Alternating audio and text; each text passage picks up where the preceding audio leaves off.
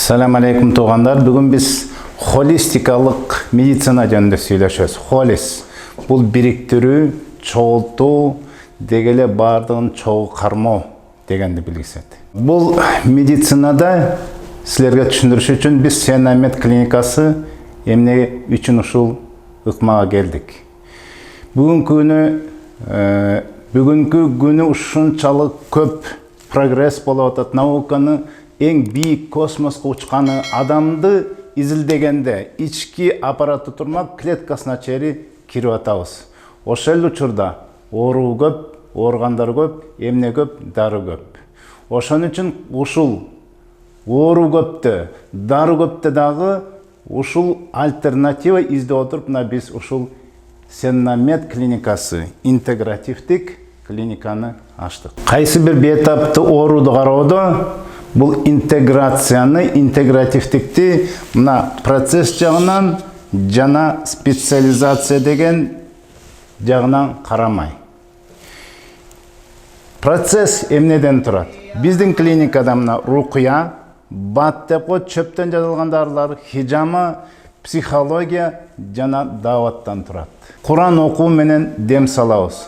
Бул ыкмадан эң сонун таасирдүү болуп, бүгүнкү күнү канча деген бейтаптар сонун болуп сакайып кетип атат. Ал уйкусу жок болобу, кыжалат боло береби, өзүн жоготуп коебу, болбосо температурасы көтөрүлүп кетеби, кан басымы көтөрүлүп кайра түшүп кетеби. Мына ушул ыкма менен эң сонун таасирдүү биздин комплекстүү дарылоодо бул ыкма эң сонун ыкма. Бат деп коебуз, бул чөптөн жасалган, биздин табигый чөптөн, болгондо да жана Курандан жана сүннөттөн келген чөп дарылар менен дарылоо кирет. Хижама деген бул кровопускание, кан чыгаруу.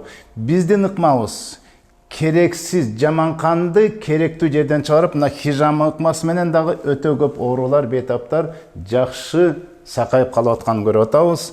Жанандан тышкары биз психологиялык жардам.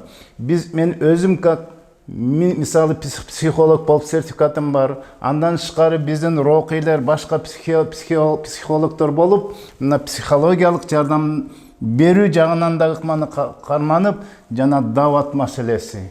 Бул Аллахка таянып, Аллахтын кудурети менен жана сабыр кылып, шүгүр кылууду үйрөтүү менен мынакей процесстин ушул жагынан биз пайдаланып атабыз. Андан тышкары бизде процессте мына массаждын түрлөрү, бул тамактануу, туура тамактануу ыкмаларын үйрөтүп атабыз. Фито чайлар, чөптөн чыккан чайлар, бул жанагы суук тийгенден, болбосо өттү тазалоодон, мындайча рефлексотерапия деген болот, жанагы ийне саюу, гирудотерапияда пиявканы коюу, апитерапияда жана ары менен дарылоо, жана түркүн физиотерапиялардагы кирип жатат ыкмага. Мына мен айтып кеткенде, эки ыкмадан тургандай, процесс жана специалист.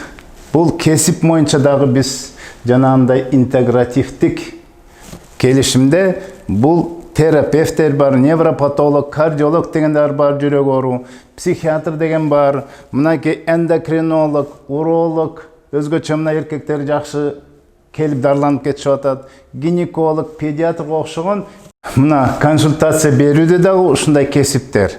Мына процесс менен, мына специалист жагы менен чогуу карап, интегративдик мынакей биз ыкмага келип атабыз. Бул дүйнө жүзүндө бул жаңы өзү ыкма болгондуктан, дүйнө жүзүнө бул Европадан бир 15-20 жыл мурун келген, Россияга бир 10 жыл мурун келгенин байкап атабыз. Кыргызстанда биз айтып кетебиз, бул ыкма биринчи биз баштап атабыз. Андан тышкары айтып кетебиз, лаборатория, мынакей бүгүн биз Банецкий менен келишим түшүп, мына иштеген жатабыз. Лаборатория жагынан дагы ыкманы биз пайдаланып туруп, дегеле биз холистикалык, мындайча айтканда холистикалык подход, холистикалык ыкма менен дарылооду кошкондо биз толугу менен интегративдик медицина деп аталабыз. Ал эми холистикалык ыкманы мен силерге кийинкисинде айтып берем. Ассаламу алейкум.